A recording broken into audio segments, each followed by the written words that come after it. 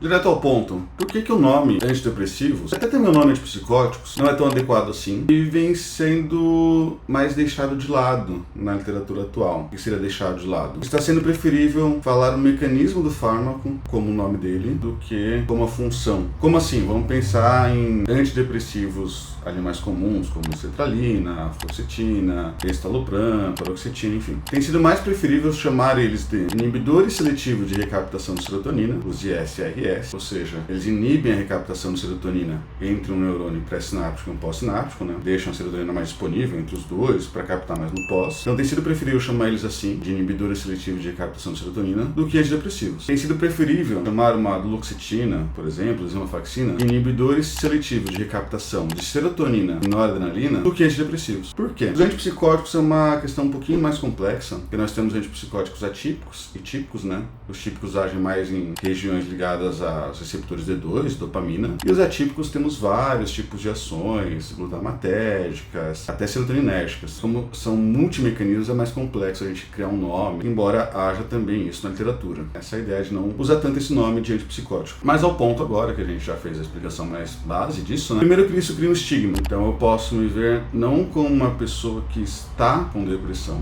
e sim como uma pessoa deprimida sempre. Pego esse diagnóstico e levo para mim como se ele me resumisse. É uma coisa que a gente vê, por exemplo, no estigma da obesidade. Isso pode atrapalhar o tratamento, pode reforçar o senso de baixa autoeficácia dessa pessoa. Baixa autoeficácia tá certo, gente. O alto ali não é de alto de mais alto, é de alto ali de referente à pessoa. Então, baixa autoeficácia. A pessoa começa a se ver como eu sou uma pessoa deprimida, eu sou uma pessoa ansiosa. Não, eu estou com depressão, eu estou com ansiedade. É claro que em alguns casos, quando a gente tem uma recorrência maior desse episódio, tratamento inadequado, né, você vai se tornando mais constante na vida da pessoa. E, por exemplo, teve 3, 4 episódios de transtorno depressivo maior, né? Acaba que por precaução, segurança e por dados ali de estudos científicos, o uso desses medicamentos para tratar a depressão fica mais constante ao longo da vida. Não tem um tratamento por fase ali, por exemplo, fase de avaliação da diminuição dos efeitos deprimidos, uma fase ali de manutenção, uma fase de retirada, é mais constante por garantia. Mas ainda assim isso não resume a pessoa. Ela é muito mais do que alguém com depressão apenas. Então, isso pode causar esse estigma, fortalecer esse estigma, na verdade, e prejudicar a recuperação da pessoa, por prejudicar o senso dela de autoeficácia. Isso é uma conversa muito importante na hora que há essa prescrição. Outra coisa é que esses fármacos não necessariamente são prescritos apenas para depressão. Por exemplo, algumas doenças intestinais, síndrome do intestino irritável. Há sim estudos com antidepressivos, porque nós temos também funções serotoninérgicas no intestino. Boa parte da serotonina, inclusive, age no intestino. Ela não consegue ter uma grande ação, ela não consegue passar bem no intestino para o cérebro, né, via barreira hematocefálica. Então a serotonina que age no nosso encéfalo mesmo é aquela que é produzida no nosso encéfalo, um carinha chamado núcleo da Rafa. A gente tem também ações intestinais provocadas pela serotonina que podem ali então mostrar o uso dessas medicações chamadas atualmente antidepressivos. Outros fármacos de classe de antidepressivos também agem em receptores colinérgicos. Então a colina, que é o neurotransmissor, né, a acetilcolina, ela age também nas funções de motilidade intestinal, que a gente chama de sistema nervoso parasimpático. Então a motilidade intestinal, por exemplo, né?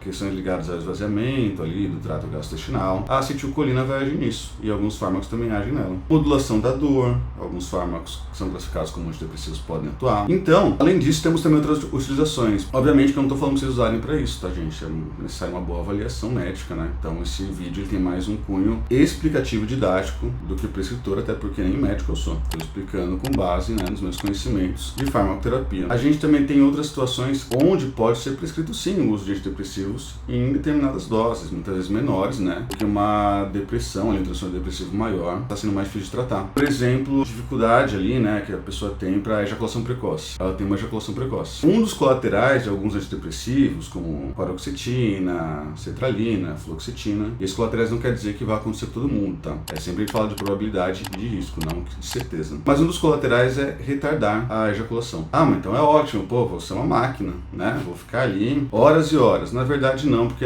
também vai diminuindo as sensações ligadas ali aos nervos que causam prazer. Se uma pessoa saudável, né, que vai pensar, tá ouvindo esse vídeo, vai falar, não, vou tomar sertralina então para segurar mais tempo. Não vai ser tão bom assim não, tá? Na verdade a tendência é que fique ruim, justamente por tu não conseguir. Só que numa pessoa que tem uma ejaculação precoce, pode ser utilizado. Eu tô falando que tem que ser utilizado, que chegou, é esse tratamento, acabou, até porque tem outros tipos de tratamentos, até mesmo ligados à psicoterapia. Uma pessoa que tem uma hipersexualização, isso está atrapalhando ela, também pode ajudar. Alguns antidepressivos, eles têm uma função inibitória na libido, desejo sexual. Não tô falando que esse colateral também vai acontecer com todo mundo, até porque depende dos antidepressivos, né? E muitas vezes a pessoa com depressão, ela já tem esse problema, dificuldade na libido, na vontade, também direcionada pro ato sexual. Então, né, acho que esse vídeo o YouTube vai me cortar um pouquinho aqui, né, por usar essas palavras, mas enfim, paciência. Peço que vocês estão gostando do vídeo, que comentem, que compartilhem, ajudem então a divulgar o meu trabalho. Então eles podem ser usados para isso. Os próprios antipsicóticos, eles podem ser utilizados na depressão. Então não é porque a pessoa tem depressão, que na hora que se passa um antipsicótico, qualquer que seja o motivo, que, olha, então ela tem psicose também. É claro que isso é muito debatível, o critério diagnóstico é complicado, porque muitas vezes a pessoa tem, sei lá, uma bipolaridade e está numa fase ali deprimida. Isso pode ser confundido com depressão também. Então, esse vídeo aqui, mais uma vez, não é de uma maneira ensinando vocês a prescreverem. Eu nem posso fazer isso, nem vocês devem fazer isso, né? Ainda mais para si. Ainda mais se não forem médicos, psiquiatras, especialistas no assunto. Obviamente, tem que ter um acompanhamento ideal. Mas só para vocês entenderem que o nome, essa classe de fármacos, principalmente antidepressivos, antipsicóticos, né, ele na verdade não é tão preciso assim, porque a gente tem um uso para outras funções. E para terminar, né, quem já viu minhas aulas de fisiopatologia da depressão na Nutriflix ou da Human Behavior, eu já expliquei ali que um fármaco para tuberculose começou a ser reposicionado para a depressão justamente pelo papel que viram desse fármaco na melhora de sintomas deprimidos, né, de depressão, e viram que ele também age no sistemas serotoninérgicos, tá? Então, obviamente que ele não tinha tanta seletividade assim, então ele tinha também bastante colateral ligado ali aos sintomas de vômito,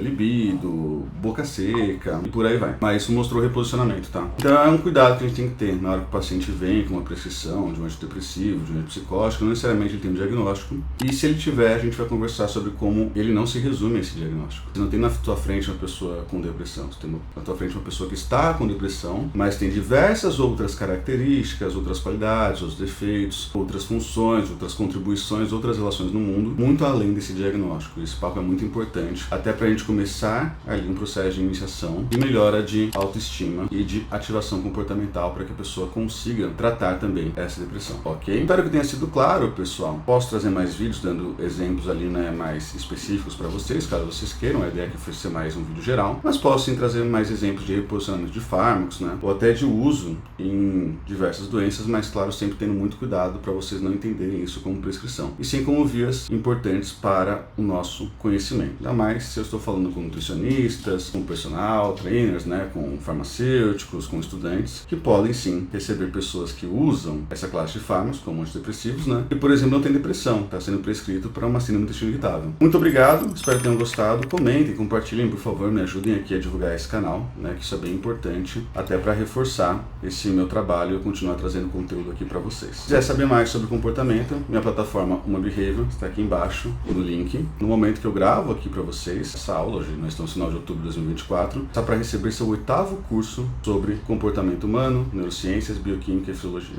Ou seja, mais de 45 horas na plataforma por menos de R$50 por mês. Fora os materiais em PDF, quiz e o acompanhamento ali de dúvidas que eu respondo frequentemente para vocês, ok? Muito obrigado, até a próxima.